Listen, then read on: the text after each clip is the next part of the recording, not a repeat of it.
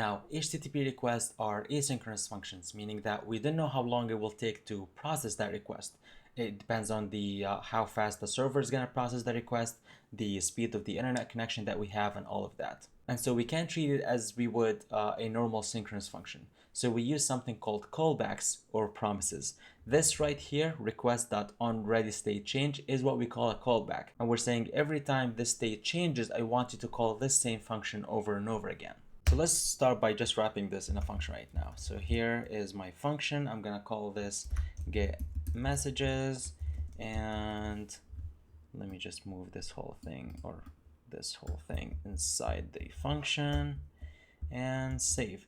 Now, to follow the best practice of separation of responsibility and concern, this function should only be getting the messages from the server and not anything that comes after.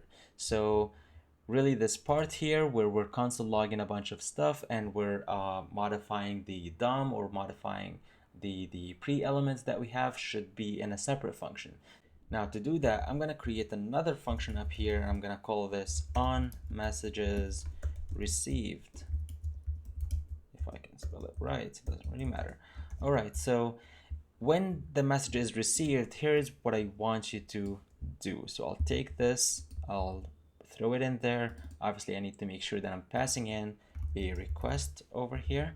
And there I want to call this function, passing in my request. And I'll pass this as a parameter to my function as well. Now, if I save this, I refresh, we're still getting the nothing.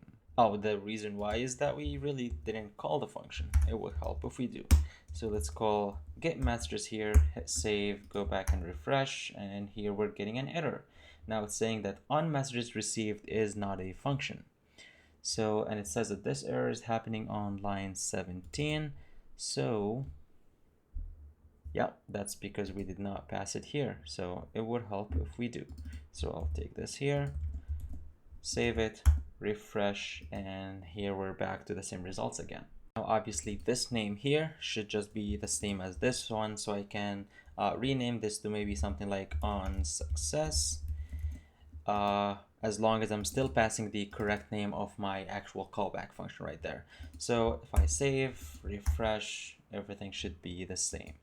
Now let's imagine this scenario here. What if the first request was just getting a username, and then on the success of that request, we need to send another request to get another set of data and so on. So we're gonna end up with this hell of nested callback functions, and chaining it is just not gonna be easy for us to reason about. Enter promises. Promises are JavaScript objects representing an eventual resolution or failure. It's a handle for something that has not completed yet. To accomplish the same result using promises, we could do something like this. So over here, I'm going to return a new promise. A promise takes in a callback function with two parameters, which is resolve and reject. So here I'll do resolve and reject, and I'm just gonna move everything into this call now.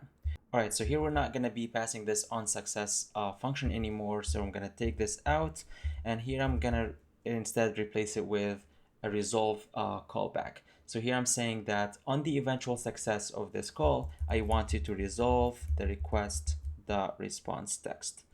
Obviously I don't need this line, so let's just take it out. And also I can set the eventual failure case. So instead of this console log failed, I'm gonna replace this with reject, and the reason here would just be request failed or something like that. Now down below, we do not need to pass in this on messages received anymore, so I'm just gonna take this out. However, I'm gonna create another function, and I'll call this setup page. So what this function will do is that it will call the get messages function. See that? And on the eventual success, then I want you to call this. So here I'm taking in the response, or I'm just gonna call it parsed response, and that will equal json.parse this value. Also, I'm gonna set the pre-element inner HTML to the response. Also, let me catch the case of the failure. So if this fails, I want you to catch the error, and all I need to do with that is console log this error.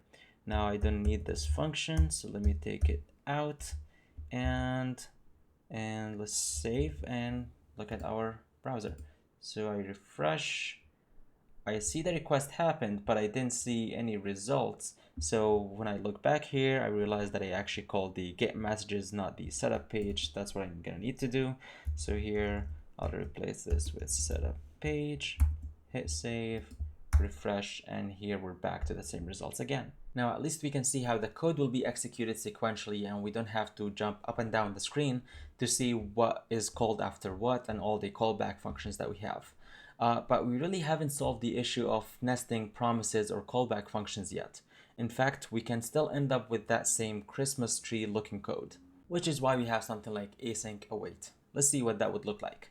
So here I'm gonna make my function an asynchronous function, like so.